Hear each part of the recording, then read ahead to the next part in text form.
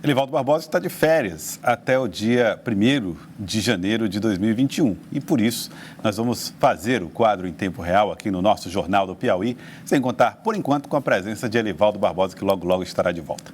Bom, e nós vamos falar a respeito das discussões que terminaram ontem na Assembleia Legislativa em torno do orçamento do Estado do Piauí. A divisão do que está sendo projetado de arrecadação entre os poderes, os investimentos em educação, saúde, tudo foi planejado a partir do orçamento que foi fechado em lei pela Assembleia Legislativa. Nós estamos aqui com o deputado Francisco Lima, que foi relator da matéria e que conversa conosco a partir de agora no Jornal do Piauí. Deputado Francisco Lima, boa tarde, seja bem-vindo aqui ao Jornal do Piauí. Boa tarde, Joelson, muito obrigado.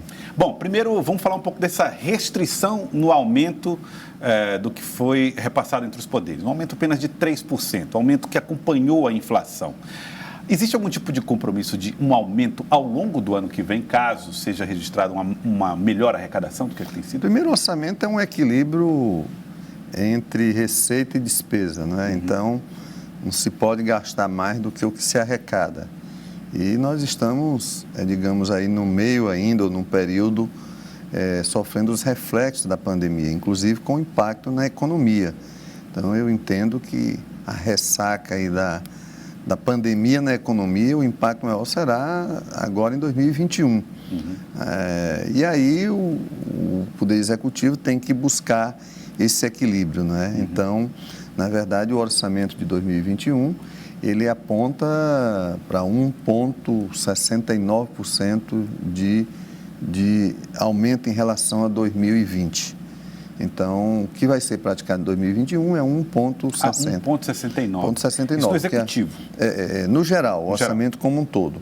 O que aconteceu é que dentro de uma negociação, nós fizemos uma conversa com todos os poderes, Tribunal de Justiça, Ministério Público, Tribunal de Contas, Defensoria, e aí, ao final, conversando com o governador, com a Fazenda, com o Planejamento, foi negociado digamos assim, um reajuste linear de 3,5% para esses poderes. Sim. Ou seja, maior. De onde veio isso? O orçamento é como um lençol. Se ele é curto, ou cobre a cabeça ou cobre os pés, né? Então, vai tirar do executivo, né? Então, vai tirar de algum lugar para cobrir isso para os poderes. É claro que se houver um aumento na arrecadação além do que foi projetado, então isso é possível fazer por suplementação. Mas a gente até torce para que aconteça isso, porque isso melhora para todo mundo. Mas normalmente se compromete a capacidade de investimento. O orçamento deste ano, ele prevê todo o gasto com o pessoal, incluindo aí os encargos e a previdência. Ele prevê o custeio dos órgãos com os devidos ajustes e apenas 3,5% para investimento. Isso significa algo em torno aí de 260 milhões para investimento. Isso é muito pouco. O Estado não pode voltar a uma situação anterior, aí antes dos anos 2000, onde o Estado apenas pagava a folha. O Estado tem que ter um mínimo de capacidade de investimento em saúde, em educação, em estrada, como a gente acabou de ver aí, a matéria, né, em outras áreas que são indispensáveis. Então, deputado, a propósito disso, são 260 milhões em investimentos, mas estão previstos aí investimentos da ordem de, só em educação, 1,6 bilhão, parte daqueles recursos do Fundef, Pró-Piauí. Esses valores que são de operação de crédito, Pró-Piauí, esses não entram na conta do orçamento? É porque esse recurso veio do orçamento de 2020. Então já estava previsto no ano passado? Estava previsto. Então ele está em andamento, né, em despesas anteriores. Será usado Agora são coisas novas que estão previstas. De onde vem isso? São recursos originários do próprio Tesouro, mas principalmente de convênios e até de operações de créditos, né? Então, é de onde vêm esses novos recursos. Muito bem.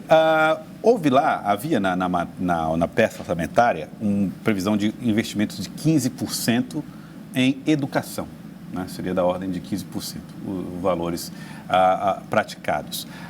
Qual foi o limite estabelecido, de onde vieram essas margens que aparecem no orçamento, esses tetos dos gastos dos vários setores, educação... A Constituição Federal e a estadual também estabelecem quais os limites mínimos, né? Por exemplo, saúde, 12%. Lá no orçamento está previsto 14%. Exatamente, 14%. Está 14%. Educação, 25%. Lá está previsto 29%. Então, uma coisa positiva é que o orçamento prevê um investimento, uma aplicação em saúde acima do mínimo permitido. É claro que em tempo de pandemia o Estado vai precisar investir mais na saúde das pessoas. Inclusive, se não houver doação pelo governo federal, é investimento para aquisição de vacina pelos governos estaduais. Isso e também na tá educação. Previsto. Sim, isso já está previsto. Isso está o valor dentro da compra das vacinas. Isso está previsto, compra de medicamentos e vacina como um todo. Tem coisas que são do Estado. O governador tem dito e repetido várias vezes que, primeiro, não pode se politizar esse debate. E se houver necessidade, o Estado vai adquirir a vacina que o povo do Piauí precisa, não é? Muitas pessoas entraram na justiça contra o Estado, estão aguardando julgamentos ou já foram julgados, já venceram e agora aguardam pagamentos através dos precatórios. Quanto é do orçamento do Estado que está separado para o pagamento dessas ações? Então, aí tem o precatório, você tem as reservas estratégicas lá, que são destinadas para isso, para os precatórios. Alguns já estão. Ao todo, são cerca de 2,4 bilhões que são destinados para as diferentes despesas, para transferências obrigatórias, né, que vai desde o Fundef, que entra também os precatórios, entra nesse tudo. Bom, qual é a previsão do governo do Estado em relação a 2021 no que diz respeito à arrecadação? Depois de ter visto a peça orçamentária desse ano e conversado com os técnicos do governo, quais são os receios que o senhor tem como parlamentar que acompanhou de perto as finanças do Estado? Não, primeiro há uma projeção que, quando se inclui os recursos, era em torno de 7,5 bilhões, são as receitas que a gente chama de fonte 100, do próprio Tesouro. Isso é uma projeção e uma projeção que foi a menor do que o ano passado. Quando você deduz os recursos do precatório, as receitas projetadas para este ano é 0,19% a menor do que o ano passado. Então, há uma previsão de um recurso. E por que é superavitário?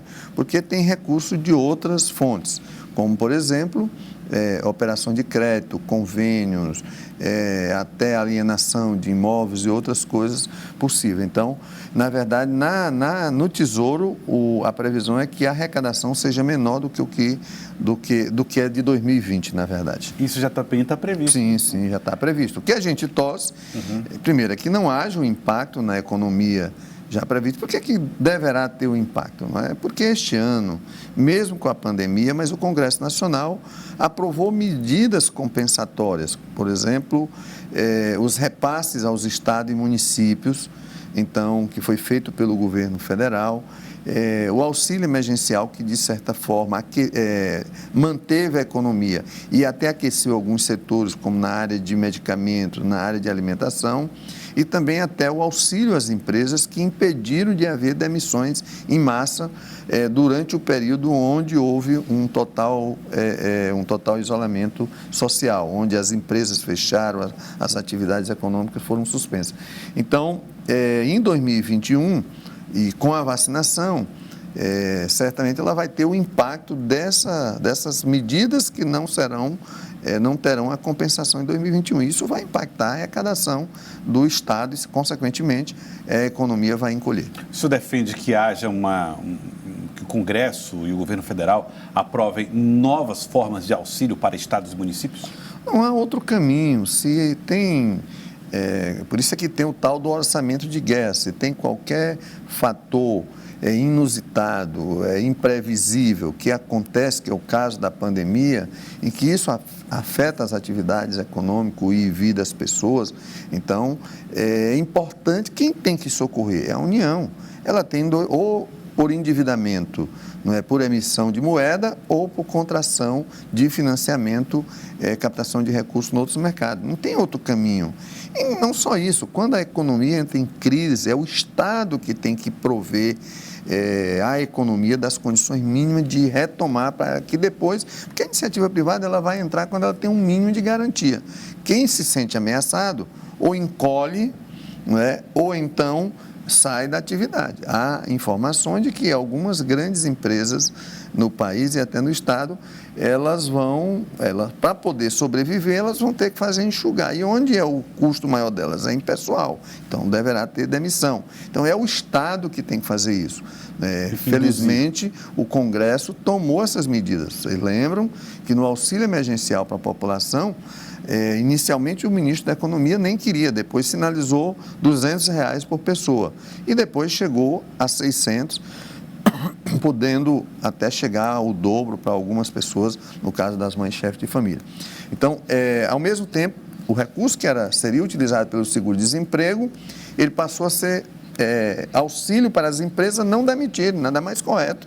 Porque você tem que escolher, ou você paga o auxílio-desemprego, ou você apoia as empresas para que elas não demitam. Isso foi só até o mês de outubro. E também para os estados e municípios. Muito bem, eu quero agradecer ao deputado Francisco Lima, relator do orçamento esse ano. Muito obrigado pela participação aqui no Jornal do Piauí de hoje. Obrigado.